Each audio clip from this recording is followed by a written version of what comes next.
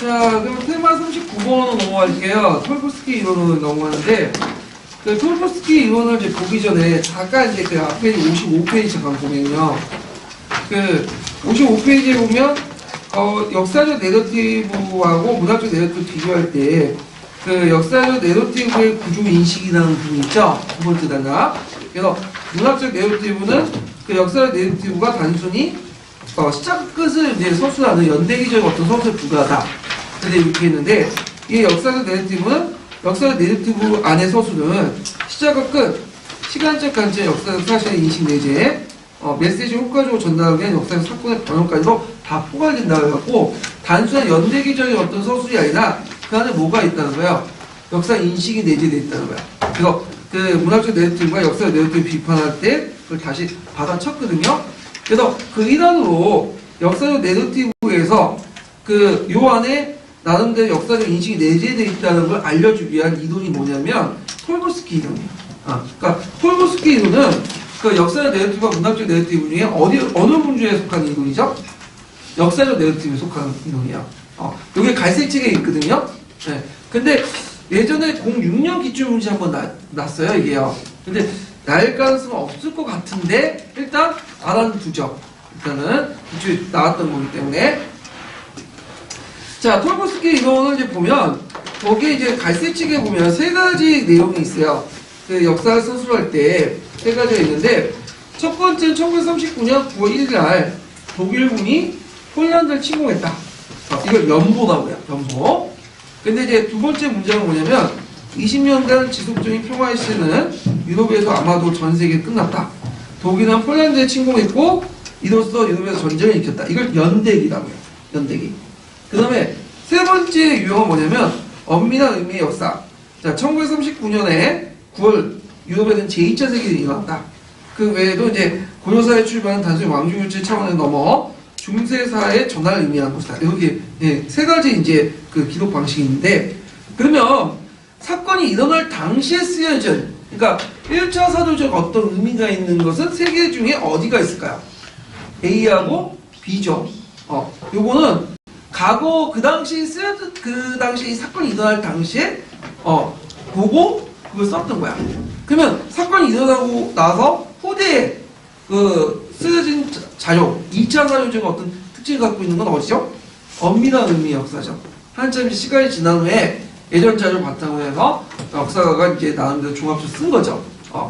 그러면 여기에서 이제 볼 수 있는 게 연보는, 첫 번째 연보는 당시 사람들이 일어난 사건을 당시대 사람들이 일어났던 사건을 순서대로 기록한 거야. 그러니까 단순 기술이에요. 어떤 그 인과관계나 원인 이런 것들을 밝혀내지 않고. 그렇지만 단순히 기술이라도 사실을 선택을 할 때, 그 당시 이제 예를 들어가지고 1939년에 9월 1일 날 독일군이 폴란드를 침공한 내용만 있어요? 아니죠. 여러 사실들 있죠. 근데 유일하게 그거를 끄집어내갖고 선택해서 서술했다는 거는 어떤 의미가 있을까요? 나름대로 그 뭐냐면 연보 작가가 연보를 기술한 사람이 나름대로 이 사건이 참 중요하다고 생각했기 때문에 쓴 거죠. 그러면 그 선택할 때 당대의 세계관이나 인간관 역사의식이 반영될 수밖에 없잖아요. 이게 중요하기 때문에 이걸 꼭 기록을 해야 되겠다. 그런 입장에서 쓴 거잖아. 자, 그래서 이제 연보는 이전 사건에 대한 자신이 알고 있는 지식을 활용하지도 않았으며 기록한 사건들의 연속성과 그 이외의 사건도 반영되지 않는다.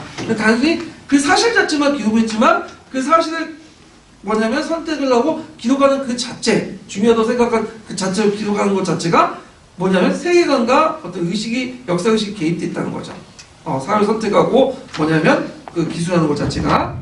자, 연대기는 뭐냐면 그 당시에 똑같이 일어난 거에 대해서 서술을 하는데, 요거는 단순한 기술뿐만 아니라 거기에 과거와 미래까지도 연결시켜요. 자, 이걸 이제 볼 수 있는 게 20년간 지속된 평화의 시대, 그거죠. 그러면 과거에 자신이 알고 있는 지식을 활용했다는 거죠. 단순히 일어난 사실뿐만 아니라. 그래서 여기에서 이제 연대기 작가의 특징은 뭐냐면 일어난 사건 전에 알고 있는 역사의식을 이용해서 서술했다. 이렇게 볼 수 있어요. 그러면 과거 일어난 20년 동안 평화의 시대는 이걸 뭐라고 하죠? 역사에서는 이걸 뭐라고 해요? 제1차 세계대전, 2차 세계대전 중간 사이에 뭐라고? 간전기라고 해요. 간전기. 보통 역사의 용어로서 1차 세계대전에서 2차 세계대전. 그래서 1차 세계 끝나고 나서 1918년이죠. 그 다음 언제? 1939년까지. 거의 한 20년 동안 이 시기를 간전기, 간이라는 건 중간 간자거든요. 이게 1차와 2차가 중간에 있는 시기. 근데 요게 유럽 역사에서 근현대에서 되게 중요한 시기야. 그래서 여러 변화들이 일어나죠. 그래서 요건 역교도와 관련이 없지만 서양사에서 이 간전기의 어떤 변화상 물어보는 게 한 몇 번 나왔어. 여기 시기는. 하여튼 그래서 있고 그 다음에 그 과거에서 미래까지 시간적 순서를 포함하고 여러 가지 가능한 인간관계 사건들을 연결하죠. 그걸 볼 수 있는 게 아마도 전 세계가 끝났다. 유럽에서 전쟁을 일으켰다. 뭐냐면 여러 가지 해석이 가능한 인간관계 선수. 지금 전쟁이 일어났기 때문에 이것이 이제 유럽의 뭐냐면 그 평화시대 끝나고 유럽에서 전쟁이 일어났다. 이 결과잖아. 앞으로 그것을 예언하는 게 아니라 예측을 하는 거죠. 예측을. 그래서 이제 있고 그리고 이제 사건을 선택하고 위계와 연대기 작가에서 어떤 사회적 의식이 내포되어 있고 인간관계의 어떤 연대기 작가의 가치받는 지식들이 여기에 다 내포되어 있죠. 예. 그런 것들을 좀 보시면 되고요. 그 다음에 이제 그 엄밀한 의미의 역사는 뭐냐면 이제 사건이 끝난 다음에 후대 사람들이 여러 사료를 바탕으로 해서 나름대로 역사를 평가를 하는 거야. 그래서 후대 사람들이 역사 사건뿐만 아니라 또 그 결과적 지식도 또 이용을 하죠. 이제 요걸 이제 볼 수 있는 것은 뭐냐면 자 2차 세계대전이라고 했죠. 가해. 2차 세계대전이라는 것은 그 당시에는 이게 1차인지 2차인지 몰랐죠. 근데 끝나고 나니까 앞에 있는 1918년 이전에는 1차 세계대전, 그 다음에 1939년 이후에는 2차 세계대전 이렇게 명명한 거죠. 결과에 대한 지식을 이용한 거죠. 예. 그 다음에 여기 보면 왕조교체의 차원을 넘어가서 중세사회의 전환이다. 시간적 관점이 내포되어 있는 거죠. 시간적 관점. 그 다음 그 속에는 뭐가 또 내포되어 있죠? 역사 인식이 내포되어 있는 거예요. 고대에서 중세의 어떤 이런 것들을 이제 했다. 그래서 진정한 의미의 역사는 요 세 번째, 그래서 엄밀한 의미의 역사. 그래서 예전에 공육력 기출문제에 나왔던 것이 세 번째예요. 엄밀한 의미의 역사. 그래서 그 엄밀한 의미의 역사 명칭 나왔고 그 내용을 이제 나중에 쓰라고 할 수도 있고 아니 연도나 연대기 특징들을 물어볼 수도 있겠죠. 예, 만약에 시험 문제 나오면. 그래서 요거 갈색책에 있는 내용인데 요거 건너뛸게요. 그냥 이런 게 있구나 하고 넘어가시면 될 것 같아요. 이건요. 자, 그 다음에 비판적 읽기와 쓰기도 요것도 그 갈색책에 좀 언급되어 있고 그 다음 남색책 그 부분에 파란책에는 약간 언급되어 있는데 이게 뭐냐면 그냥 잠깐만 설명하고 넘어갈게요. 이거는 잠깐 그 동칠년 기출에 나왔던 건데 그것도 뭐 단독 문제 나왔던 것도 아니고 그 예전에 세계사와 관련된 내용들 콜럼버스가 이제 신대륙 발견과 관련돼 갖고 한번 곁다리로 나왔던 건데 비판적 읽기와 쓰기가 뭐냐? 자, 그 되게 내러티브에도 이제 많이 보이는데 내러티브는 1인칭이죠. 1인칭은 이제 1인칭이라는 건 이제 내러티브 1인칭을 중심으로 쓰여진 거죠. 그 외에 다양한 시점도 있고 다양한 반응도 있죠.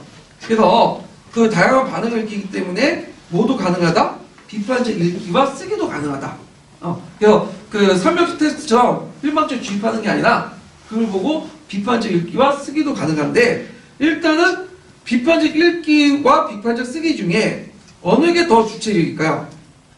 비판적 쓰기죠. 그래서 비판적 읽기보다는 비판적 쓰기가 더 주체적. 비판적 읽기는 보고 그냥 소비하는 거고 비판적 쓰기는 뭐죠? 새로운 걸 생산해내는 거잖아. 그래서 이런 단계에 있다. 그래서 그 비판적 읽기하고 이제 비판적 쓰기는 그냥 각자 읽어보시면 될 것 같아요. 대충 읽어보면 이해가 되시는 부분이고 그 다음에 이제 거기에 해체적 읽기와 해체적 쓰기가 있어. 그 비판적 읽기와 비판적 쓰기가 뭐가 다르냐?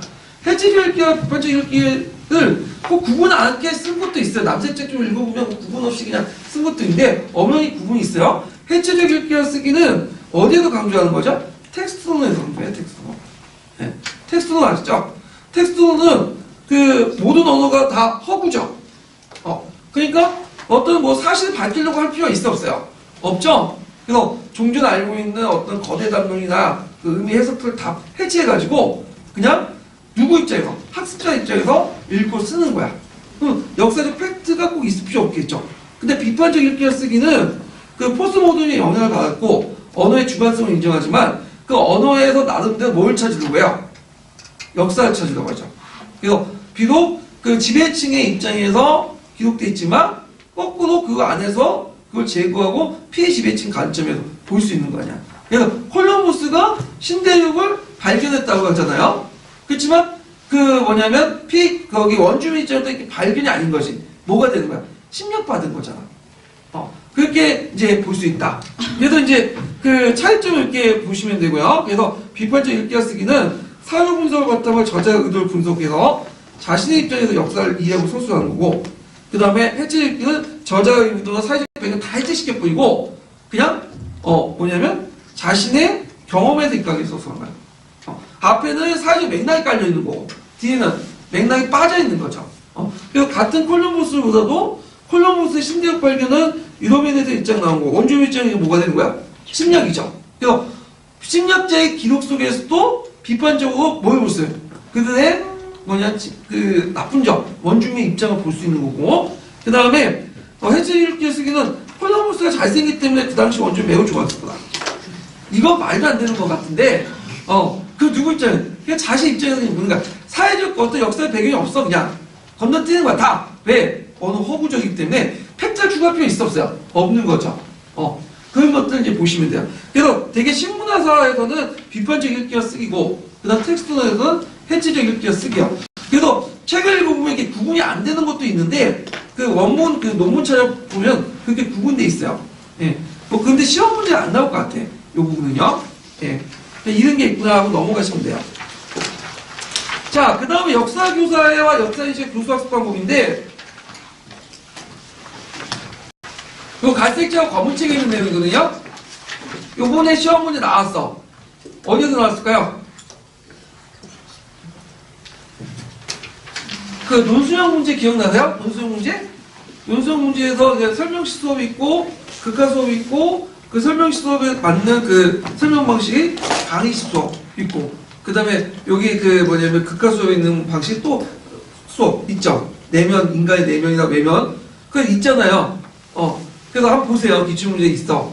그래서 그거 있는데 그 역사교사의 인식과 교수 방식이 뭐냐면 역사교사가 그 어디를 더 중점적으로, 그러니까 어느 걸 알아야지만 역사를 안다고 인식하는 따라서 그 뭐냐면 교수학습 방법도 달라진다는 거야. 그 예전에 단독 문제 2문제 나왔고 요번에 그 역할극하고 극학습하고 설명식 그 수업 부분에서 이제 나왔는데, 자 실제로 일어났던 역사 사실 기억하는 거야. 그러니까 네 가지 유형이 있어요. 첫 번째 유형은 뭐냐면 어떤 역사 그 교사는 보편적 지식을 가지고 있는 것을 가지고보다 절대적 객관성 있는 팩트를 많이 아는 사람, 많이 알아야지만 역사를 사실 알 수 있다. 이런 생각을 가지고 있는 교사가 있다고 보면 그 교사들은 뭘 강조할 거야? 학생들 기억을 강조하죠. 암기를 강조할 거 아니야. 팩트를 강조하니까. 그러면 뭐가 적합하겠어요? 분단, 비교, 유추, 연상 같은 주로 설명식 수업에 하는 그런 방식들을 하겠죠. 강의 수업에. 두 번째 유형은 어떤 교사는 원인과 결과를 정확히 밝히는 데 있다. 역사적. 그래야지 원인과 결과를 정확히 알아야지만 역사적 사실을 정확히 알 수 있다. 그러면 그런 교사들은 뭘 강조할까요? 교사의 설명과 탐구 수업. 왜? 탐구 수업 왜 강조할까요? 사회비판과 관련돼 있죠? 사회비판을 통해서 원인과 결과를 밝혀야 될 거냐. 그래서 세 번째 유형의 그 교사는 그거보다는 나는 역사에서 제일 중요한 인간의 내면이시다. 내면을 잘 알아야지만 역사 지식을 역사적 사실을 많이 안다. 이렇게 이제 생각하는 교사들이 있을 거 아니에요? 그럼 교사들은 교수학습 방법을 뭘로 하죠? 추측, 감정이입 이런 것들 하죠. 그래서 극화학습, 역할극, 시뮬레이션 게임 이런 것들 하는 거고, 그 다음 역사평가는 뭐냐면 역사적 사실을 아는 데 있어서 역사적 인식, 역사를 아는 데에서 제일 중요한 거는 평가다, 판단이다. 그러면 이런 교사들은 교수학습 방법을 가치 판단 이런 것들을 강조하는 데 있죠. 그 교수학습 방법은 주로 뭐 나오죠? 토론식 수업, 토의식 수업 이런 것들 하죠. 그러니까 역사교사가 역사인식, 그러니까 역사를 얼마나 어떤 걸 아느냐 중점을 두냐에 따라서 모두 달라진다는 거야. 교수학습 방법도 달라진 거야. 그래서 단순히 뭐냐면 실제 일어나는 사실들만 기억하려고 했던 것을 아까 이제 문답 비교 유추 같은 강의 수업을 하고, 인간관계를 강조하는 것은 그 다음에 교사 설명이나 탐구 수업을 하고, 그 다음에 인간 내면을 강조하는 교사들은 뭐 극과 수업이나 역할극이나 시뮬레이션이나 등등을 하고, 마지막으로 역사의 평가를 강조하는 그 교사들은 토론식이나 통식 수업을 하고, 이렇게 네 가지 유형이 있다. 예전에 한번 기출문에 나왔던 거고, 올해는 그 극학학습 부분에서 잠깐 언급돼 있어요. 그리고 예물 분석해 보면, 자, 그래서 요 내용들 좀 기억을 해두시면 될 것 같아요. 요것도 그 갈색 책하고 요거는 있는 주요 내용이기 때문에 건너뛸게요. 요거는 검은책 내용이 있고요. 자, 역사교사 인지의 특성을 역사교육관 해가지고, 이것도 뭐 그렇게 중요한 건 아니에요. 예전에 갈색 책에 있는 내용이거든요. 그래서 그 첫 번째 여기 쭉 있는데 요것만 좀 볼게요. 자, 그 내용의 재구성에서 이제 교수학습 활동에서 이때 교과서에 있는 내용을 역사교사 그대로 받아들이지 않죠. 다음에 재구성을 할 거 아니에요? 그래갖고 이때 이제 그 뭐가 반영되어 있어요? 그 교사가 가지고 있는 내용 지식이나 어디를 더 강조할 것이라는 것은 역사 교육관 이런 것들이 반영이 되고요. 그 다음에 교수학습 활동할 때도 교사의 교육관, 역사 교육관, 학생에 대한 이해는 반영되어 있다. 요거 별표 쳐놓으세요. 교수학습 활동할 때 어떤 교육관, 역사 교육관, 학생에 대한 이해 세 가지. 예전에 기출문제 나왔어. 기출문제. 그 다음에 요거 이제 그 역사적 사실을 강조하는 교사와 그다음 역사적 해석을 강조하는 교사 있는데, 사실 팩트를 강조하는 교사는 주로 역사는 정해져 있는 어떤 지식이다. 가가 똑같다. 그래서 객관적 사실을 정확히 알려주는 데 있다. 그러면 당연히 학생 활동보다는 뭘 강조하겠어요?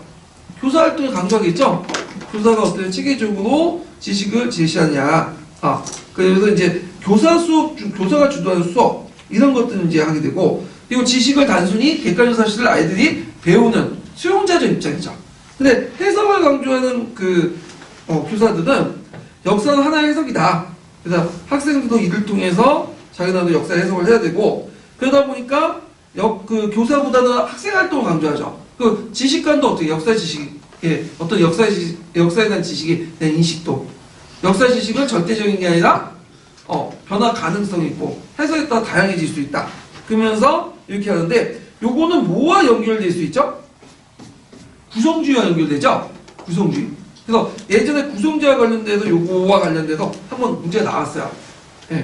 그래서 다양한 내용보다는 자료 위주로 다양한 내용보다가 아니라 다양한 내용과 자료 위주로 구성되며, 그 다음에 자료에 대한 분석이나 해석이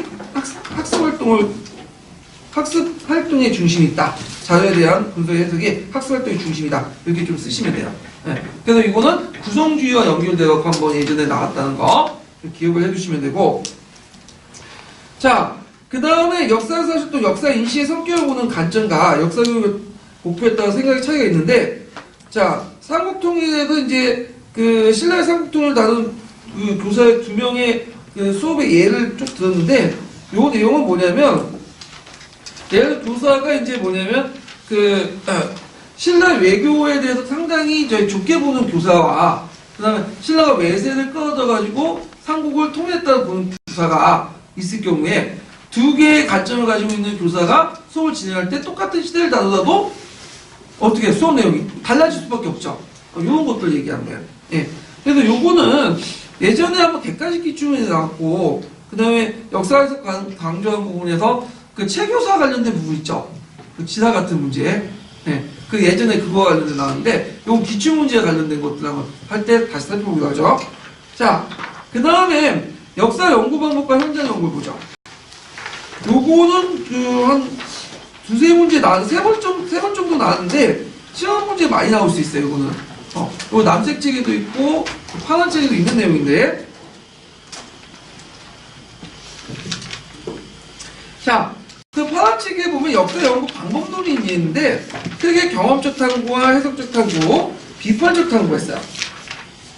여기 보면 경험적 탐구는 뭐와 연결되는 거냐면 양적 연구 방법하고 연결돼요. 양적 연구 방법. 양적 연구 방법은 뭐냐? 양적 연구 방법은 뭐냐면 그 교육 형상을 경험적으로 객관적으로 같이 좀 이쪽봐요. 그래서 거기에 인과관계 법칙을 발견해줘야 되는데 일단은 통제 집단과 실험 집단 나누고 거기에서 이제 실험 연구를 한 다음에 데이터를 뽑아내요. 그 데이터를 뽑아내가지고 그걸 뭐죠? 개량화해서 수치화시키죠. 그리고 그걸 통해 인과관계를 발견해요. 이것이 이제 사회학에서 많이 쓰이는 그 양적 연구 방법이죠. 요건 좀 나중에 얘기를 하고요. 그 다음에 해석학적 연구 방법은 질적 연구 방법이야. 양적 연구 방법은 주로 이제 객관화된 어떤 법칙을 끌어내는데 일반을 끌어내는데 중점을 받는 방에 그 해석적 방법은 그 인간 형상의 자연적 실체를 보고 실체를 보는 걸 거부하고 인간적 실체를 파악해요. 그래서 인간의 행위를 강조하죠. 믿음, 가치, 의도 그리고 개성 위중적이고 맥락 위중적인 보다 그래서 구조나 전체를 보고 해석하는 게 아니라 한 개인이나 그 상황을 보고 해석해요. 그래서 이거는 뭐와 연결되죠? 질적 연구 방법. 질적 연구. 그 다음에 비판적 탐구는 뭐냐? 비판적 탐구는 경험적 탐구나 해석적 방법은 같이 중립이에요? 같이 판단이에요? 네. 그 보통 이제 사회문학 시간에서는 질적 방법을 뭐라고 하죠? 같이 판단이 들어간다고 했죠? 근데 여기서는 아니야. 역교론에서는 그게 아니라 같이 중립이야. 왜냐면 예를 들어 뭐 박정희 내면세계를 안다. 박근혜 내면세계를 안다. 그럴 때 우리가 그 내면세계를 알 수 있죠. 얼마나 쪼잔해. 근데 그거 우리가 동의할 수 있어요? 동의할 수 없는 거잖아. 그러니까 가치 중립적 입장에서 그걸 접근하는 거지. 거기에 판단을 내고 뭐 그 뭐냐면 동의하고 그런 건 아니에요. 근데 비판적 탐구는 뭐냐면 자 이거는 이제 그 뭐냐면 사회 이론하고 실천을 연결시켜 주는데 예를 들어 이 사회가 썩어 빠졌어. 그럼 썩어 빠지면 그건 당위적 상관을 갖고 있으면 당이 썩어 빠졌다는 걸 알면 돼요? 아니죠. 뜯어 고쳐야겠지. 행동으로 이게 잘못됐다. 뜯어 고쳐가지고 행동은 연결되잖아요. 그것이 뭐냐면 비판적 탐구야. 되게 비판적 탐구는 이제 뭐냐면 마르크스주의자, 사회주의자들 그러잖아요. 그래서 자기가 지금 자본주의 사회에 살고 있어. 근데 자본주의 살고 있는데 이게 나쁜 거야. 그럼 나쁘다고만 인식하면 돼요? 가치 판단 내린다면 뭐죠? 행동을 통해 평범을 통해서 사회사에 이루어야 될 거 아니야. 그러니까 이론하고 행동이 어떻게 돼요? 연결되는 거야. 교육학에도 마찬가지야. 이렇게 경험적 탐구, 해석적 탐구, 비판적 탐구 있고 해석적 탐구와 경험적 탐구는 뭐와 관련이 같이 중립. 그 다음에 비판적 탐구는 같이 판단이 들어가 있다. 근데 우리가 생각한 사회문학에서 그 사회학에서 나오는 해석적 탐구는 같이 비판 이렇게 들어가는 게 아니라 해석적 탐구는 여기도 같이 중립이에요. 예. 여기서는 그렇게 설명해. 역교론의 시스템에 맞게 이해를 하시면 돼요. 일단 자, 그 현장 연구를 보죠. 현장 연구라는 것은 뭐냐 하면 학교나 교실에서 일어나는 것을 일상적 활동을 연구하는 거야. 그래서 주로 그 현장 연구는 주로 누가 할까요? 교사가 하죠, 교사가. 교사가 해가지고 이제 했는데 이때 이제 그 특징이 뭐냐면 단순히 이론뿐만 아니라 이론을 현실에 적용해갖고 그것을 또 적용하다 보면 또 이론이 잘못될 수 있죠. 가설이 잘못돼. 또 나와서 또 이론과 가설을 수정한 다음에 또 현장에 투입돼. 그렇기 때문에 보통 이론, 역사 교육학자, 교육학자들은 가설 설정하고 증거를 수집하고 결론을 내고 그거 끝나잖아요. 그게 아니라 일지성적으로 끝난 게 아니라 뭐죠? 계속 순환적으로 이루어져. 순환적이고 지속적이고 피드백 받으면 계속 일어나잖아. 그래서 순환적이고 지속적인 성격을 가지고 있다. 그것이 뭐다? 현장 연구다. 그래서 현장 연구 방법에서는 개인 연구가 있고 협동 연구가 학교 단위가 연구가 있고요. 뒤에 넘어가서 요게 중요하죠. 양적 반응과 질적 반응. 그래서 현장 연구 방법도 사회학적 방법론을 따르게 되는데 요게 이제 양적 연구 방법과 질적 연구 방법이 있어요. 자, 일단 양적 연구 방법은 어디를 모델로 할까요? 자연과학을 모델을 해요. 그러니까 아까 얘기했죠. 통계 집단, 실험 집단 나온 다음에 거기 실험을 해갖고 데이터를 끌어내갖고 수치하면서 뭘 한다? 법칙을 만들고 인간관계를 밝히는 데 주 목적이 있죠. 그래서 특징은 주류적 어떤 접근 방법이고 체제 윤리적 정형식이야. 그래서 여러분들 이제 이 대표적인 게 뭐냐면 고3 담임 맡으면 고3 담임 맡으면 제가 이제 작년 고3 담임 맡았는데 작년에 좀 개판 쳤어요 제가요. 네. 고3 담임 맡았는데 제가 예전에는 배치표 알죠 배치표. 그래서 배치표를 갖고 얘들 점수가 나오면 배치표를 가지고 이제 점수를 갖고 이제 어느 대학 갈 건가를 정했는데 요즘에는 배치표를 안 보더라고. 그래서 유니스나 뭐 뭐냐면 대교인가? 거기에 나온 프로그램이 있어요. 프로그램이 있었고 얘가 이제 우리 학교 내신을 주로 많이 가는데 내신성적 입력을 해. 그 내신성적 입력은 각 가마다 대학마다 얘가 가상인지 소신을 지원할 수 있는 곳인지 좀 높게 지원할 수 있는지 낮게 다 떠. 그러니까 이거는 뭐죠? 예전에 데이터를 바탕으로. 그러니까 예전에 데이터를 바탕으로 해서 나름대로 일종의 패턴을 만든 다음에 그 얘에 맞는 과나 대학을 컴퓨터가 집어주는 거죠. 선정해주고. 이것이 대표적인 게 양적 방법론이에요. 양적 방법론. 자, 그래서 이제 있고, 그러면 이거는 지금의 그럼 입시주의 체제를 인정하는 거예요? 부정하는 거예요? 인정하는 거잖아. 체제 유지적이잖아. 근데 이 반대 질적 연구 방법은 그거에 대해서 비판적이야. 이거는 지금 대학 서열을 불려일으키고 이런 점수 따위가 뭐가 의미가 있냐? 난 필요 없다. 얘 내면을 보고 얘 특성을 봐가지고 뭔가 얘에 맞는 시스템에 맞는 교육을 만들겠다. 그러면 이탈적이고 뭐죠? 체제 비판적인 거죠. 이해되시겠죠? 네. 그래서 이런 거가 좀 차이가 있다는 거. 그 다음에 이제 양적 방법은 아까 치면 이제 일반의 모델을 만들고 양적 수치 방법이고, 그 다음에 양적 방법 문제점이 뭐냐면 자연각적 모델을 일반 인문학에 적용돼. 그래서 이런 문제점이 있다. 그래서 양적 연구 방법의 이제 연구 방법들 좀 기억할 게 뭐냐면 실증주의 연구 방법, 과학적 연구, 행동주의, 실험 연구 이런 것들 다 양적 연구예요. 행동주의 연구 방법은 여러분들 알다시피 뭐예요? SM 자극이잖아. SR 자극을 줬더니 뭐죠? 반응이 탁 튀어나오잖아. 행동주의 심리학 같은 거 이런 것들이고, 그 다음에 그 밑에 보면 객관성, 타당성, 일반성이 엄격해요. 딱딱이 굳었어. 이걸 뭐라고 하죠? 경성 방법이라고 해요. 경성. 객관적이고 타당성, 일반화 가능이 딱 명확하고 객관적이다. 예측 가능과 통제하다. 그래서 그 대교나 그 유니스 들르면 뭐가 나오면 얘가 어느 대학을 갈지 딱 나오잖아. 물론 이게 정확한 건 아니야. 그래서 5등급 갈 수 있는 밖에 안 되는데 갑자기 점수가 떠가지고 2등급, 3등급 올라갈 수 있거든요. 근데 그건 예외적인 거고. 네. 그래서 이런 것도 있고. 그럼 질적 방법론을 보죠. 질적 방법론은 일단 어디가 질적 방법론을 기억을 해보세요. 이거 예전에 나오니까 인류의 해석학적 연구 방법. 그 다음에 탈실증주의 연구 방법. 자연주의 연구 방법. 아까 이제 해석학적 연구와 탈실증주의 연구 방법은 좀 이해가 돼. 근데 자연주의 연구 방법? 자연주의? 자연주의 하면 마치 네이처 이렇게 생각하잖아. 그게 아니라 여기서 자연주의라는 거는 자연스럽게 하는 연구 방법이야. 이게 통제 집단, 실험 집단 나누는 게 아니라 그 연구자가 그 집단을 들어가고 자연스럽게 면접이나 면담이나 이런 걸 통해서 형성된 걸 자연주의 연구예요. 여기 자연주의 하면 양적 연구가 아니라 뭐다? 질적 연구다. 이거 구분하세요. 예전에 기출문제 나왔으니까. 그래서 이제 교육공사가 상이한 관점과 의도를 가진 인간 상호행위를 보고, 그 다음에 교육과 특징을 파악하고요. 참여관점과 면접을 강조하고, 그 다음에 특징은 뭐냐면 아까 양적 방법 주의라고 했죠. 이건 비주의야. 이탈이고. 그 다음에 활동은 수업을 관찰이나 녹화, 면담, 동료 교사의 토론 이런 게 있고, 그 다음 비판적으로 뭐냐면 객관성, 타당성, 일반화 가능성이 빈약해. 이것이 뭐냐면 연성 방법이죠. 앞에 반대죠.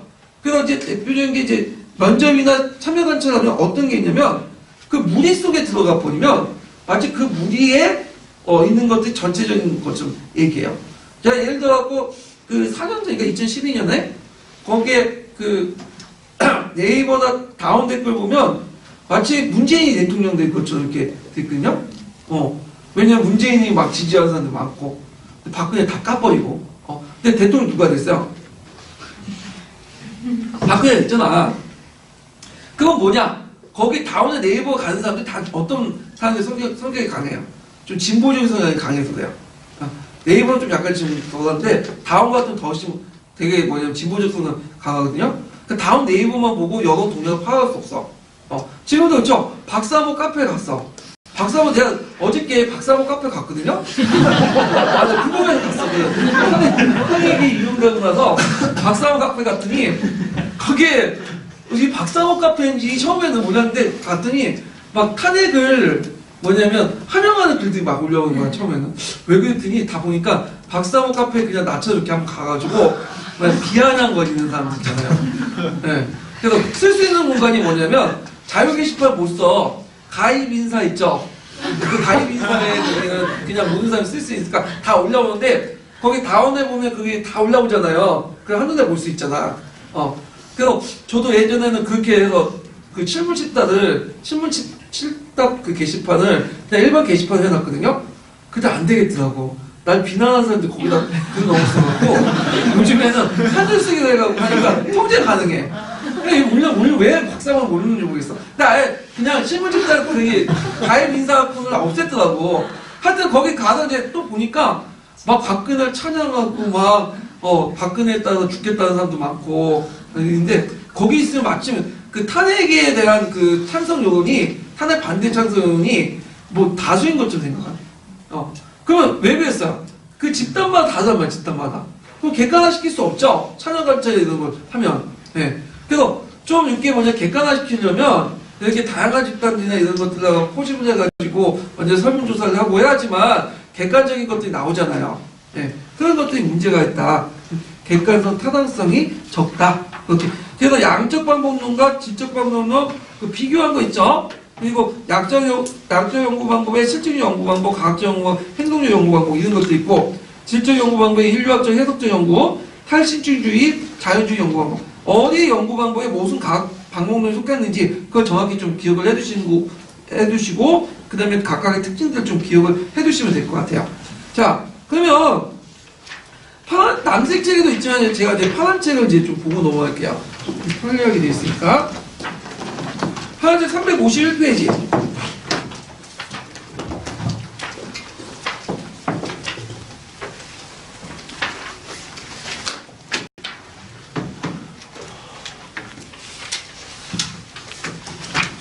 자, 파란책 351페이지에 보면 탐구와 방법론이 있고 탐구의 정의들이 쭉 나오죠. 한번 읽어보시고 그 다음에 연구 주제 방법에 갖고 이제 해기 분석 있고 뭐 상관 분석 있고 등등인데 이거 그냥 알 필요 없고요. 그 다음에 쭉쭉 넘어가갖고 그 역사 연구의 이제 그 방법 그 역사 연구 방법적 성격이 갖고 아까 탐구 방법 세 가지 나온다 했죠. 뭐로 나온다 했죠. 경험적 탐구, 해석적 탐구, 비판적 탐구 이렇게 있다고 했죠. 그래서 세 가지 유형이 있고 그 다음에 연구 방법에서 이제 역사 교육의 연구 방법의 유형이 있어요. 요게 주의할 그 연구 방법은 요게 연구 방법은 어떤 걸까요? 이건 그 교수학습 방법이 아니에요. 뭐죠? 여기는 역사학이나 역사 교육을 연구하는 방법이야. 그러니까 생각은 교수학습 방법이 아니라 그다음 이제 문헌 연구가 있고 그 다음에 사례 연구, 실험 연구, 비교 연구인데 한번 각자 보시고 그러면 이제 현장 연구를 보죠. 현장 연구의 그 내용은 359페이지에 있어요. 그래서 360페이지에 보면 현장 연구 특성이 있거든요. 요것만 한번 좀 읽어볼게요. 현장 연구의 특성. 한번 누가 그 다음은 누구죠? 예. 현장 연구는 일반적인 전통적 이론 연구와 비교하면 대체로 다음과 같은 특징을 갖는다. 첫째, 현장 연구의 주체는 실천가이다. 교육에서 현장 연구는 흔히 교육 실천가에 의해 주도되기 마련이다. 둘째, 현장 연구는 연구자 자신의 활동을 개선하고 자신이 맡은 일을 좀 더 효율적으로 수행하는 데 많은 관심이 있다. 셋째, 현장 연구는 지속적이고 소면적인 성격을 지닌다. 연구의 결과는 실제의 교육 현장에 투입되며 이것은 이어지는 연구의 과정이기도 하다. 넷째, 현장 연구는 자기 이해의 과정이며 반성적 과정이기도 하다. 다섯째, 현장 연구는 어떤 주제나 문제에 대한 이론 개발 자체에 관심을 쏟기보다는 그 이론을 적용하여 교육 현장을 변화시키는 데 관심을 쏟는다. 자, 키워드 중심을 외워두셔야죠. 현장 연구의 주체 실천가 조사고요. 그 다음에 그 현장 연구는 연구자 자신의 활동을 개선하고 자신의 활동을 좀 더 효율적으로 하는 데 있고 아까 이제 얘기해봤죠. 현장 연구는 그 단속적인 게 아니죠. 지속적이고 순환적인 성격을 갖고 있어. 계속 피드백 받으면서 하는 거고, 반선적 과정이 포함되어 있고, 이론뿐만 아니라 실천하는 데 있어. 적용하는 데 있고, 이론과 실존이 결합되죠. 그래갖고 아까 제가 탐구 방식에서 세 가지 유형 중에 경험적 탐구, 그 다음에 그 해석적 탐구, 비판적 탐구 중에 어디에 속할까요? 여기는 비판적 탐구에 속해요. 네, 그래서 이론을 세우는 게 아니라 이론을 세우는 뿐만 아니라 그걸 통해서 뭘 한다? 실천과 연결되는 거죠. 가치 판단하면서. 네, 그런 것들은 이제 보시면 되고, 그 다음에 이제 현장 연구의 조직을 각자 보시고 거기에 연구 기법이 있죠. 연구 기법이 제일 중요해요. 시험 문제 거의 대부분 여기에도 나왔거든요. 그래서 이 내용이 이제 많긴 많은데 일단은 읽어보죠. 이게 제일 중요하기 때문에 그 두 번째 단락부터 그러니까 첫 번째 단락부터 다 읽죠. 정통적으로 사용되어 온 연구의 기법은 그다음 누구죠? 전통적으로 사용되는 연구의 기법은 양적 연구와 질적 연구로 구분할 수 있다. 양적 연구는 그 특징상 가설을 세우고 이를 검증하는 실증적 연구의 형태를 띈다. 이에 반해 질적 연구는 교육 현장을 관찰하고 이를 분석하여 그 의미를 해석하는 현상학적 방법이라고 할 수 있다. 교육의 현장 연구를 하는데 이 두 가지 기법 중 무엇을 택할 것인가는 연구의 목적과 주제 등 여러 요인에 의해 결정되므로 어느 쪽이 좋다고 말할 정도의 것은 아니다. 하지만 교육 연구는 연구의 주체인 인간이 현장 교육이라는 인간의 활동을 예상을 하는 것이므로 양적 연구 못지않게 질적 연구와 적합한 경우가 많다. 이에 따라 교육 연구에서는 질적 연구에 대한 관심이 점점 높아지고 있다. 특히 근래 현장 연구에서 자주 사용된 기법은 현장의 기록과 참여 관찰, 면담, 응답, 녹음 또는 녹화, 문서 자료 및 학생 활동의 수집과 분석을 하는 분석지하적 방법 또는 자연주의적 방법이다. 수업 시간에 일어나는 교사와 학생과 학생과의 상호작용은 어떠한 것인가, 교사가 만들어내는 수업 내용은 어떠한 것인가, 교사는 교과서에 담겨있는 교과 내용을 어떻게 수업 내용으로 바꾸어가는가, 교사는 한 시간의 수업을 어떠한 리듬으로 이끌어가는가와 같은 수업 사례 연구는 그러한 예라고 할 수 있다. 이를 위한 연구 도구로서는 수업 관찰, 수업의 녹음이나 녹화, 이를 활용한 수업 상황의 정사, 학생들 간의 긴밀한 접촉과 면담, 학생의 노트 필기, 제출한 과제의 분석 등과 이러한 분석의 결과에 대한 동료 교사 토론 등을 사용한다. 네, 여기까지 읽어보시고, 자, 그러면 이제 그 형사평가 문제 풀어볼게요. 몇 페이지 피시냐면 41페이지 풀어볼게요. 41페이지. 43페이지죠, 문제는. 네. 공학사에서 이제 41페이지고요.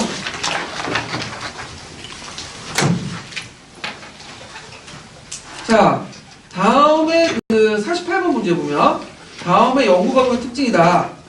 그 가와 나의 구체적 연구 방법을 각각 세 가지 서술해보고 간 예문에 있는 걸 이렇게 있는 간을 봤는데, 자, 간은 양적 방법과 질적 연구 방법 중 어디죠? 양적 연구 방법의 질적 연구 방법이죠. 간은 나는 양적 연구 방법이고. 그래갖고 이제 연구 방법은 문담, 녹음, 그 다음에 녹화, 민족지학 이렇게 이제 쓰시면 되고요. 그다음 그 외에도 인류학의 해석학적 연구 방법이나 그 다음에 탈식증주의, 뭐 자연주의 연구 그런 것도 쓰셔도 돼요. 예. 그 다음에 이제 그 나의 연구 방법은 그 자연과학과 연구 방법 따는데 이게 양적 연구 방법인데, 이 연구 방법으로서 이제 여기는 뭐 객관적 관찰과 측정 있는데 그 외에도 실증주의 연구나 그 행동주의 연구, 실험 연구 이런 것도 있죠. 이런 것도 쓰시면 돼요. 예. 그래서 어디에 어떤 연구 방법을 속하는가, 양적 연구 방법과 질적 연구가 어떤 연구 방법을 속하는가를 좀 구분을 하셔야 돼요. 특히 아까 얘기한 좀 자연주의 연구 방법은 양적 연구가 아니라 어디죠? 질적 연구 방법. 이거 구분을 하셔야 돼요. 자, 그 다음에 이제 49번 문제를 보면요. 그 현장 연구의 그 특성을 세 가지 서술하시오. 그 아까쯤에 읽었던 거 있죠? 현장 연구의 주체는 실천가이고, 현장 연구는 연구자 자신의 활동을 개선하는 데 있고, 현장 연구는 지속적이고 순환적이고, 현장 연구는 자기 이해 과정이며 반성적 과정이고, 그 다음에 이론 개발뿐만 아니라 그걸 현실에 변화시키는 데 있다. 이론을 적용하는 데 있다. 이런 것들 쭉 한 5가지 했는데 두세 가지 외워두시면 돼요. 그래서 현장 연구도 예전에 한번 예문으로 나왔기 때문에 나올 가능성이 있어. 이 부분도. 예. 그래서 이제 연구 방법론에 관련돼 가지고 이제 했고, 자, 그 다음에 여기까지가 이제 교수학습 이론이에요. 그러니까 교수 이론이죠. 그 다음에 이제 뒤에는 교수학 방법 해가지고 녹색책을 중심으로 이제 볼 건데, 그거 들어가기 전에 이제 총괄평가 가지고 오셨죠? 네, 가지고 오라고 했는데, 이거. 네. 그리고 이 총괄평가와 형사평가 뭐가 다르냐 이렇게 물어보는 분인데, 형사평가는 그냥 인출과 적용 정도예요. 근데 그 총괄평가는 모의고사 예전에 나왔던 걸 제가 그 편집을 한 거거든요. 그래가지고 이거는 뭐냐면 적용 그 실전 문제야. 실전은 이제 하는 문제고, 그 내용도 좀 더 많아, 좀 복잡하고 내용도 많이 들어가고 이렇게 있거든요. 그래서 이렇게 있는데 잠깐 끊었다가 그거 총괄평가 넘어갈게요.